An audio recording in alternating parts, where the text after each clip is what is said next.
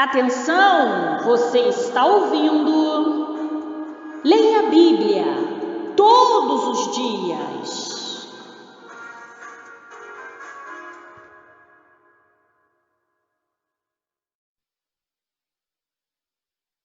Estamos lendo o livro de Gênesis.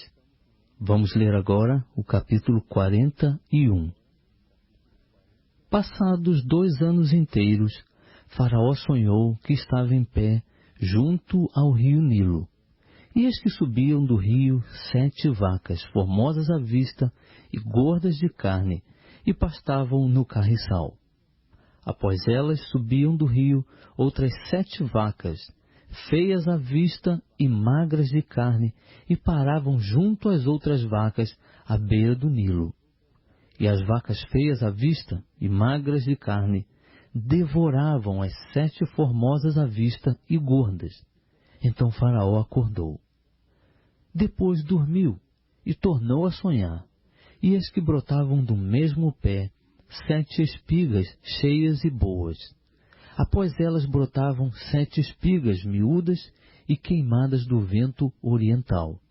E as espigas miúdas devoravam as 7 espigas grandes e cheias. Então Faraó acordou, e eis que era um sonho. Pela manhã, o seu espírito estava perturbado, pelo que mandou chamar todos os adivinhadores do Egito, e todos os seus sábios. E Faraó contou-lhes os seus sonhos, mas não havia quem lhes interpretasse. Então falou o copeiro Mó a Faraó, dizendo: das minhas faltas me lembro hoje. Faraó estava muito indignado contra os seus servos e entregou-me à prisão na casa do capitão da guarda, a mim e ao padeiro Mó. Então tivemos um sonho na mesma noite, eu e ele. Sonhamos cada um conforme a interpretação do seu sonho. Ora, estava ali conosco um mancebo hebreu, servo do capitão da guarda, ao qual contamos os nossos sonhos, e ele nos interpretou a cada um conforme o seu sonho. E conforme a sua interpretação, assim mesmo aconteceu. Eu fui restituído ao meu cargo, e ele foi enforcado. Então mandou Faraó chamar José, e o fizeram sair apressadamente da masmorra. Ele se barbeou, mudou de traje, e apresentou-se a Faraó. E Faraó disse a José: tive um sonho, e não há quem o interprete.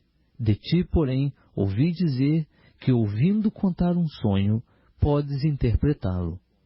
Respondeu-lhe José: isso não está em mim. Deus é quem dará uma resposta de paz a Faraó. Então disse Faraó a José: em meu sonho estava eu em pé à beira do Nilo, e eis que subiam do rio 7 vacas gordas de carne e formosas à vista, e pastavam no carriçal. Após elas, subiam outras 7 vacas fracas, muito feias à vista, e magras de carne, tão feias quais nunca vi em toda a terra do Egito. E as vacas magras e feias devoravam as primeiras 7 vacas gordas. E depois de as terem consumido, não se podia reconhecer que as houvessem consumido, porque o seu aspecto ainda era tão feio como no princípio. Então acordei. Depois vi em meu sonho, e eis que de uma só cana subiam 7 espigas cheias e boas. Após elas brotavam 7 espigas murchas, miúdas e queimadas do vento oriental. E as espigas miúdas devoravam as 7 espigas boas. Ora, contei isto aos magos, mas não houve quem mo interpretasse. Então lhe disse José: o sonho de Faraó é um só. O que Deus há de fazer, mostrou-o a Faraó. As 7 vacas boas são 7 anos. As 7 espigas boas também são 7 anos. O sonho é um só. De igual modo, as 7 vacas magras e feias que subiam depois delas são 7 anos, bem como o são as 7 espigas miúdas e queimadas do vento oriental. Serão eles 7 anos de fome. É isto o que eu disse a Faraó. o que Deus há de fazer, mostrou a Faraó. Eis que vem 7 anos de grande fartura em toda a terra do Egito. A estes seguirão 7 anos de fome, e toda aquela fartura será esquecida do Egito, e a fome consumirá a terra. E não será conhecida a abundância da terra por causa daquela fome que se seguirá, porquanto será gravíssima. Ora, se o sonho foi duplicado a Faraó, é porque esta coisa é determinada por Deus, e ele brevemente a fará. Portanto, proveja-se agora Faraó de um homem entendido e sábio, e o ponha sobre a terra do Egito.